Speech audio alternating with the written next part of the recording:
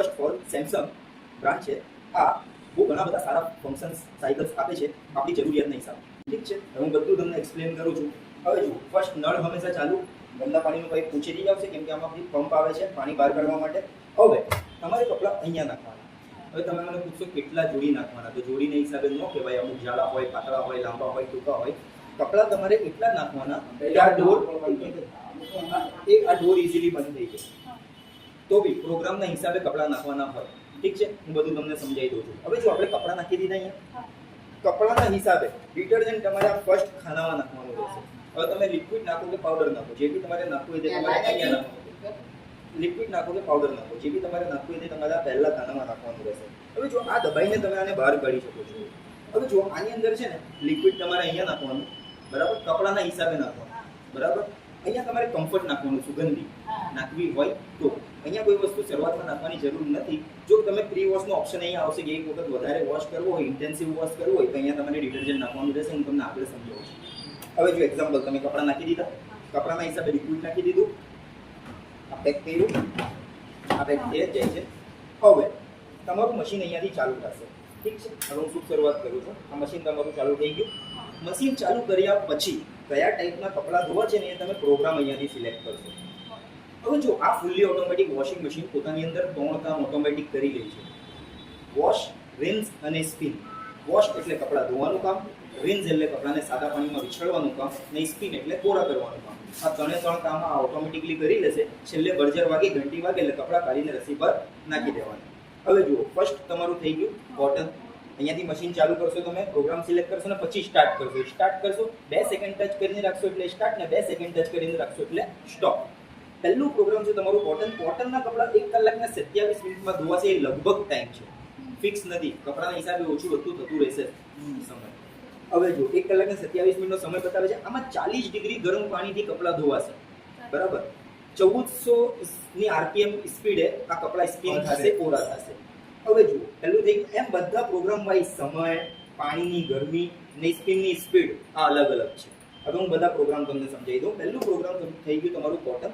આમાં તમે મિક્સ કપડાં બી ધોશો, ડેલીના મિક્સ કપડામાં લેડીઝ વેર, જેન્ટ્સ વેર, નાના છોકરાઓના કપડાં, જીન્સ, સાડીઓ બધું આવી ગયું. એ તમે આમાં ધોશો, કોઈ વાંધો નથી. ઈ કોટન, પેલું પ્યોર કોટન ધોતીના કાપડ જેવું, એ તમે આમાં ધોઈ શકો છો. ઠીક છે. સિન્થેટિક્સ કપડાં, જો ખાલી તમારે સાડીઓ ધોવી હોય ને એ તમારે આમાં ધોઈ લેવાનું રહેશે. હાઇજીન સ્ટીમ, કપડાં ધોયા પછી કપડાને ગરમ ભાપ આપશે, એન્ટીબેક્ટેરિયલ કરશે. હોસ્પિટલ ટાઈપના મરીઝના કપડાં હોય ને એ તમે આમાં ધોઈ શકો છો. રિન્સ અને સ્પિન, જો તમે બહાર કપડાં હાથથી ધોઈ નાખ્યા છે, બ્રશ મારી દીધો છે, તો રિન્સ એટલે કપડાને સાદા પાણીમાં વિછળવા માટે, અને સ્પિન એટલે કોરા કરવા માટે.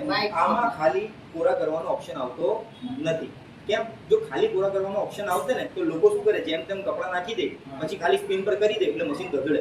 એટલે કંપનીએ શું કર્યું, રિન્સ અને સ્પિન આપ્યું. એટલે એક વખત દોડ કાઢે એટલે કપડાં બેલેન્સ થઈ ગયા, પછી સ્પિન કરે.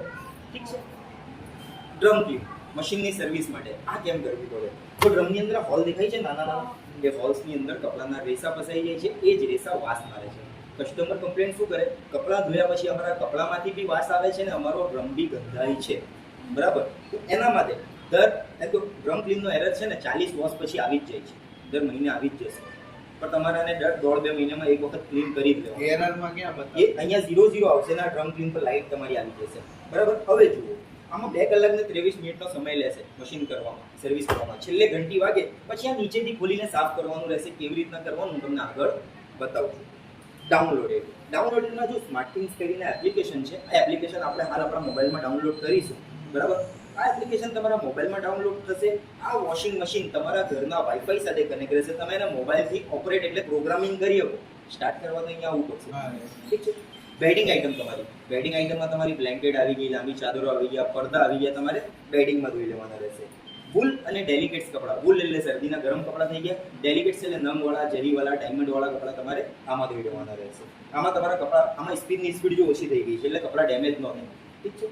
કલર્સવાળા કપડાં, જે કપડામાંથી કલર નીકળતો હોય ને એવા કપડાં તમારે આમાં ધોઈ લેવાના રહેશે.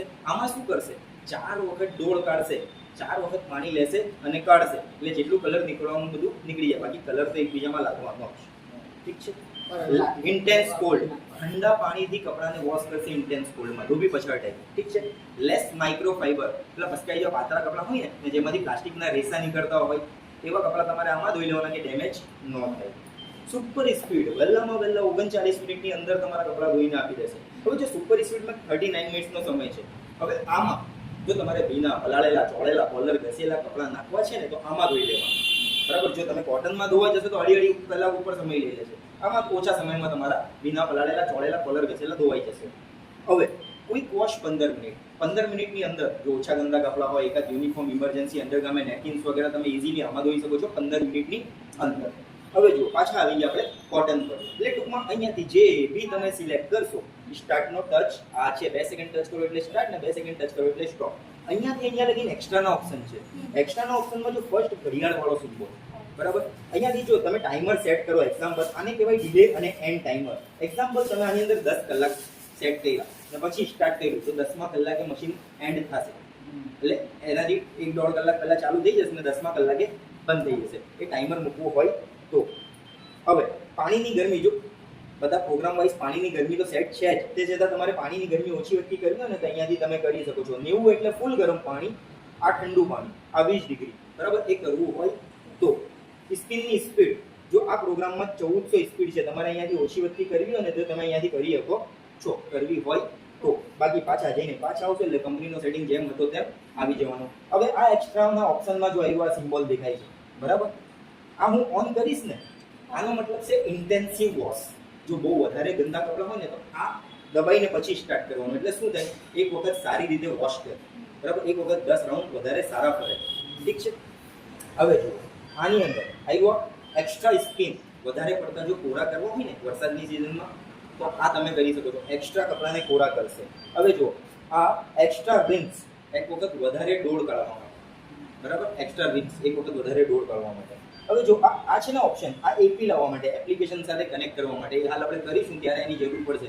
એ કહેશે તમને મોબાઈલની અંદર એપી અપિયર્સ ઓન ડિસ્પ્લે, કે તમારા વોશિંગ મશીનની ડિસ્પ્લે પર એપી લઈને આવો કનેક્ટ કરવા માટે. એ આપણે આગળ કરીશું. આ ઓપ્શન છે જો બહુ સારું ઓપ્શન છે, બબલ સોપ. બબલ સોપ એટલે શું કરશે, જો તમે આ બબલ સોપ ઓન કરશો ને તો અહીંયા અડધો કલાકનો સમય વધી જશે. એટલે શું થયું, અડધો કલાક કપડાને ચોડીને રાખશે, પલાળીને રાખશે અને પછી ધોવાનું સ્ટાર્ટ કરશે. આપણે કેમ બાર પલાળીને રાખીએ એવી રીતના મશીનની અંદર જ આ મશીન કપડાને પલાળીને રાખશે, પછી ધોવાનું સ્ટાર્ટ કરશે, ઠીક છે. ઇઝી આયરન આવ્યો ઉપરવાળો ઓપ્શન, બહુ સરસ ઓપ્શન છે. ઇઝી આયરનનો મતલબ શું છે, કપડામાં અસ્ત્રી, આ જો ઢોલમાં અસ્ત્રી જેવું સિમ્બોલ જ દેખાય છે. ઇઝી આયરનનો મતલબ કેવું થયો કે તમારા કપડામાં કરચલીઓ ઓછી પડે. જો હું ઓન કરીશ ને તો અહીંયાથી સ્પિનની સ્પીડ બી ઘટી જશે અને સમય બી ઘટી જશે.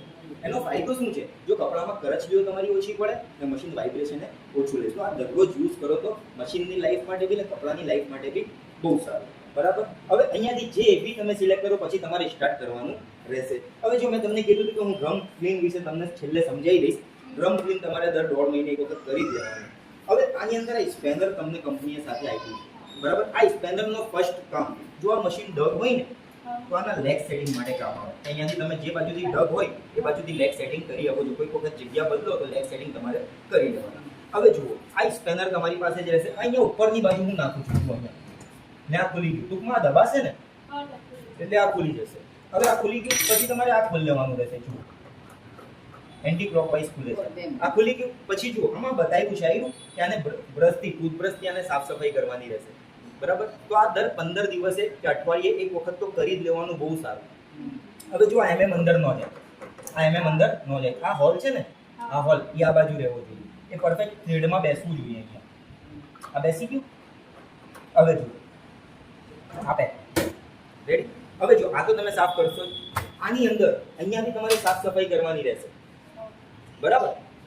જોયા વગર હાથ ન મારવાના, નકર પીનો ને બધું હોય ને એ તમારા હાથમાં વાગે, એ તમારે ધ્યાન રાખવાનું, ઠીક છે. આ તમારે સાફ સફાઈ કરી લેવાનું દર 2-3 દિવસે એક વખત. આ લોક છે, 2 સ્ક્રૂ વચ્ચે એક સ્પ્રિંગ આવે છે એટલે આ હલે છે. એટલે કમ્પ્લેન કરવાની જરૂર નથી. કસ્ટમરને ખબર નહીં હોતી ને એટલે કમ્પ્લેન કરે છે કે આ હલે છે, તૂટેલું ભાંગેલું કે ઢીલું કંઈ નથી. આ 2 સ્ક્રૂ વચ્ચે સ્પ્રિંગ આવે છે. બાકી જનરલી તમે શું કરશો ખબર, કપડાં નાખશો, કપડાના હિસાબે ડિટર્જન્ટ નાખશો, મશીન ચાલુ કરશો. સૂકા કપડાં છે તો કોટન પર મૂકીને સ્ટાર્ટ, 2 સેકન્ડ ટચ કરો એટલે સ્ટાર્ટ. હવે જો હું ટચ કરીશ ને, આ ડોર લોકનો સિમ્બોલ આવી ગયો. હવે ડોર ખુલશે નહીં. તમારે ખોલવું હોય તો આ સ્ટોપ કરો. 10 મિનિટની અંદર તમે આ ડોર ખોલી શકો છો, બરાબર. પાણી ખરી જશે ને પછી ખુલી જશે. હવે જુઓ, આ હું ઓન કરું છું. તમારે આ ચાઇલ્ડ લોક કરવો હોય ને તો આ 3 સેકન્ડ લગી આ દબાઈને રાખશો ને બંને સ્વિચ સાથે, તો આ ચાઇલ્ડ લોક થઈ જશે. પછી ખાલી ઓન ઓફ થશે, બાકી આ કોઈ સ્વિચ વર્ક કરશે નહીં. અને ચાઇલ્ડ લોક ખોલવો બી હોય તો આ 2 સેકન્ડ 3 સેકન્ડ આ સાથે દબાવીને તમારે રાખવું પડશે. બાકી આ રેગ્યુલર